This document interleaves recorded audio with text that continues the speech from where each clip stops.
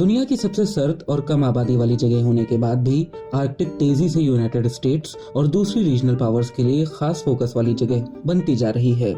Arctic Circle के north में territory 8 मुल्कों के पास है। Canada, Russia, Iceland, Finland, Norway, Sweden, Denmark और यूनाइटेड स्टेट्स। 1996 से इन सरकारों ने आर्कटिक काउंसिल फोरम में हिस्सा लिया है।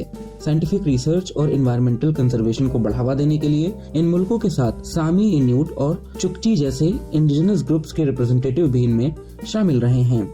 हालांकि 2022 में यूक्रेन में रूस के हमले के बाद से दूसरी आर्कटिक सरकारों ने मॉस्को के साथ कोऑपरेशन फिलहाल बंद कर रखा है।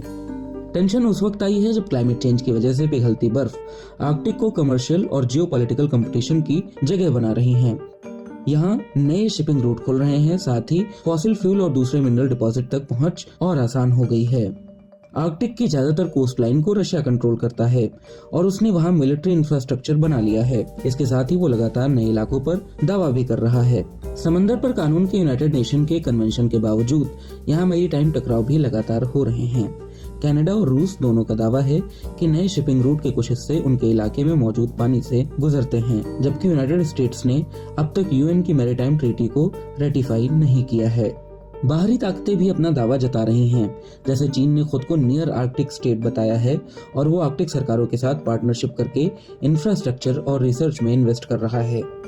रूस और चीन की बढ़ रही मौजूदगी की वजह से नेटो एलाई डेनमार्क के ऑटोनोमस इलाके ग्रीनलैंड को अमेरिका की आर्कटिक स्ट्रेटजी के लिए अहम समझा जा रहा है।